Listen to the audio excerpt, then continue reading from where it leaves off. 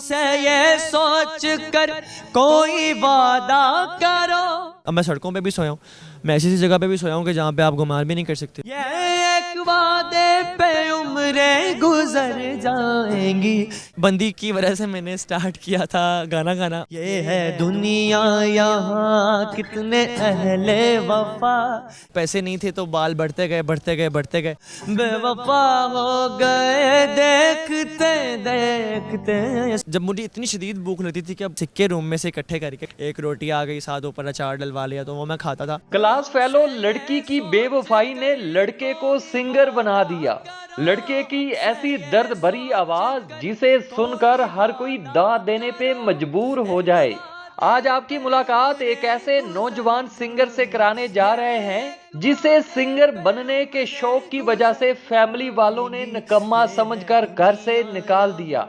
घर से निकाले जाने का दुख अपनी जगह, मगर सितम ज़रीफी ये है कि वो जिस लड़की से मोहब्बत करता था वो भी छोड़ जाती है।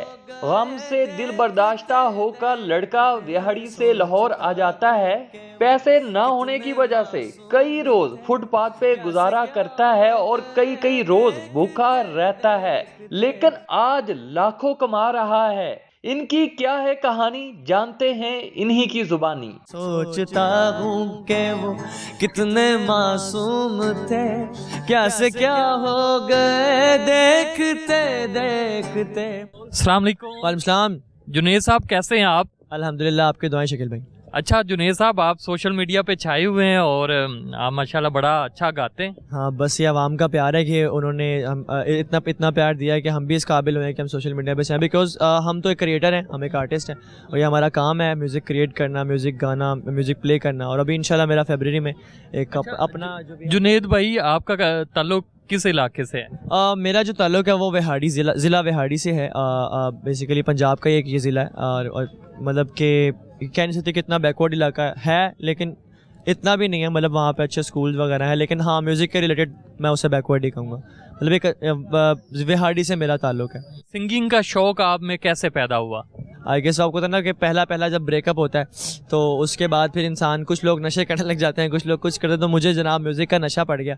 एंड ये नहीं कि ब्रेकअप की वजह से या मैं आपको पता चला मेरे अंदर ये टैलेंट है? ब्रेकअप की वजह से मैं थोड़ा सा वो था क्या दिल बर्दाश्ता, तो मैंने कुछ ना कुछ करना था। तो कॉलेज के अंदर एक एक्टिविटी हो रही थी, एक फंक्शन हो रहा था, तो उन्होंने मुझे बोला कि आपने कुछ करना है, तो मैंने कहा वाई नॉट, मैं गाना शाना गाता हूँ। मैंने मिली नगमा परफॉर्म किया ज़िंदगी में पहली दफ़ा और सब लोग परेशान थे कि यार ये क्या, मतलब कि मैंने भी कभी अपनी आवाज़ नहीं सुनी थी, लेकिन वो एक पियानो वाले टीचर आए और ये इस तरह करते करते मिली नगमा मैंने जब परफॉर्म किया तो सारा उसके बाद मुझे स्टैंडिंग ओवेशन मिला, पूरा कॉलेज खड़ा हुआ था।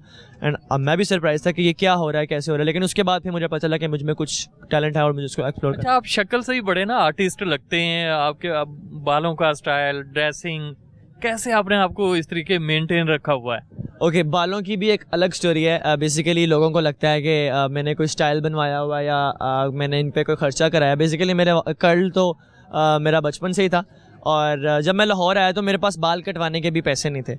सो दैट्स वाई, वो पैसे नहीं थे तो बाल बढ़ते गए बढ़ते गए बढ़ते गए। तो अब ये बाल पैसे ना होने की वजह से बाल बढ़े हुए हैं, तो अब ये स्टाइल बन गया। लेकिन अब अल्हम्दुलिल्लाह अब तो इतने पैसे आ गए तो अब थोड़ा बहुत मैं इनको मेंटेन कराता रहता हूँ, कभी कलर चेंज करा लेता हूँ, कभी कुछ। अच्छा, आपको कोई मसला दरपेश आया लाहौर आते हुए सिंगिंग की वजह से? बेसिकली मसाइल बहुत थे बिकॉज मेरी फैमिली जो थी वो मुझे म्यूज़िक में सपोर्ट नहीं थे करती। मैं बहुत लायक बच्चा था, पढ़ने वाला बच्चा था और अच्छे मार्क्स आता था, ग्रेड्स आता था, फर्स्ट सेकंड थर्ड पोजीशन आती थी और पूरा मुझसे एक्सपेक्टेशन थी मैं डॉक्टर बनूंगा। तो मैं भी पहले डॉक्टर बनना चाहता था, लेकिन बाद में कुछ ऐसा लाइफ में हुआ कि वो उस स्टेज की एक्टिविटी के बाद जो मैंने किया था उसके बाद मुझे क्रेज़ खुद पैदा हुआ। तो मैंने डिसाइड कर लिया कि मैंने म्यूजिशियन बनना। लेकिन फिर मेरे घर वालों ने जो है काफ़ी मुझे इसमें रोका कि आप ना करो म्यूज़िक, और बिकॉज नहीं करना चाहिए, माशरे वाले लोग क्या कहेंगे, ये क्या कहेंगे, बट मुझे करना था। सो दैट्स वाई फिर ऑब्वियसली मुझे घर छोड़ना पड़ा बिकॉज उसके बाद फिर मैं लाहौर जब शिफ्ट हुआ तो मुझे मतलब मैंने घर से कोई फाइनेंशियल हेल्प नहीं ली, घर वालों से कोई हेल्प नहीं ली। और आपने हेल्प नहीं ली या उन्होंने आपकी हेल्प नहीं की? बेसिकली दोनों ही बातें कर सकते हैं।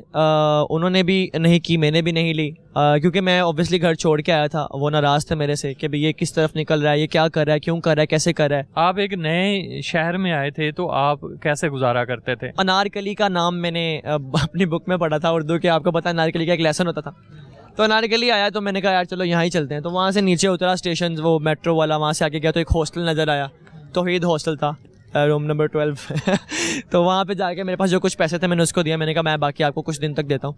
तो उसने मुझे, बड़ी बात थी कि बिना एडवांस के, बिना कुछ के, जो मेरे पैसे उसने पकड़ के मुझे रहने दिया। तो वहाँ से फिर मेरा जो मैं वहाँ पे 3-4 महीने स्टे किया। उसके बाद मैंने जो आपके पास पैसे थे वो आपने हॉस्टल वालों को पे कर दिए, ठीक है। तो फिर आप अपनी गुजर बसर कैसे करते थे? हॉस्टल में रहता था तो ऐसा भी दिन होते थे कि समटाइम मैं वो जो सिक्के होते थे ना, बच्चे जो 5 रुपए वाले, 2 रुपए वाले सिक्के फेंक देते थे बच्चे हॉस्टल वाले।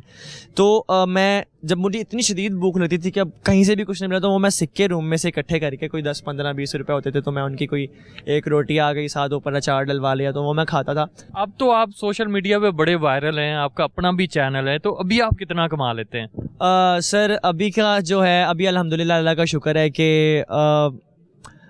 एक वो भी दौर था कि जब मैं वो सिक्के इकट्ठे करके खाना खाता था, और आज वो भी दौर है कि आज मैं जिस रेस्टोरेंट में चाहूँ, जहाँ चाहूँ, मैं खाना खा सकता हूँ। कहते हैं ना, जब बुरा वक्त आता है ना तो हर तरफ से बुरा वक्त आता है। तो कौन कौन सी मुश्किलात को आपने फेस किया? मैं आपको एक बात कहूँगा कि आपकी स्ट्रगल में आपके साथ कोई नहीं खड़ा होता। हर बंदा आपका साथ छोड़ जाता है, लेकिन आपकी सक्सेस में आपके साथ हर बंदा आके आपके साथ खड़ा हो जाता है। बेसिकली जब मैं स्ट्रगल कर रहा था तो अब मुझे किसी ने नहीं पूछा, और आज अल्लाह ताला ने थोड़ी इज्जत दी है।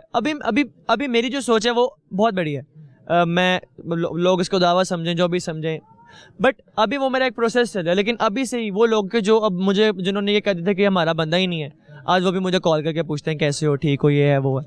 तो अल्लाह का शुक्र है। और ऐसा भी दौर था कि जब मैं स्ट्रगल कर रहा था तो मेरी गर्लफ्रेंड थी, और ऑब्वियसली जब उसने देखा कि यार अब तो ये किसी काम का नहीं है, बिकॉज जो कुछ था मेरे वालिद साहब का था, और वो मैं उसे कुछ कहूँगा तो नहीं, क्योंकि ऑब्वियसली प्यार भी मैंने ही किया था उसको, खुश रहे जहाँ भी है।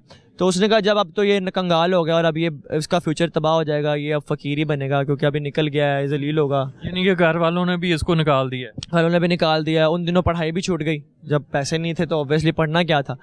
तो अब तो मैंने एडमिशन दोबारा ले लिया। तो इस सारे चीज़ों को मद्देनज़र रखते हुए जनाब उसने भी मुझे डिच करा दिया। उसने कहा जी आप अपने रास्ते में अपने रास्ते, और बस वो भी एक मेरे लिए मोटिवेशन बनी, बिकॉज एक बंदी की वजह से मैंने स्टार्ट किया था गाना गाना, और वो 1-2 साल बिहाड़ी में गुजरे। उसके बाद फिर एक और कहते ना दिल लगी होगी किसी के साथ, तो उस लड़की की वजह से मैं यहाँ पे स्टे किया। मतलब अब मैंने कहा कि यार अब मैंने इन सबको कुछ ना कुछ करके दिखाना, चाहे मैं भूखा मरूं, चाहे मैं कुछ भी, चाहे मैं सड़कों पे भी सोया हूँ, मैं ऐसी जगह पे भी सोया हूँ कि जहाँ पे आप गुमार भी नहीं कर सकते, बट मैंने काफ़ी इंजॉय किया है। तो उस लड़की की याद आती थी आपको? सर वो कहते हैं ना, ठुकरा के मेरा प्यार मेरा इंतकाम देखेगी, ये एक लाइन है बहुत फेमस गाने की। तो बस एक वो वाला सीन ज़हन में आ गया था कि यार अब इसने मुझे डिच कराया है मेरे आज इस बुरे वक्त को देखते हुए, तो अब मैंने कुछ ना कुछ करके दिखाना है सबको।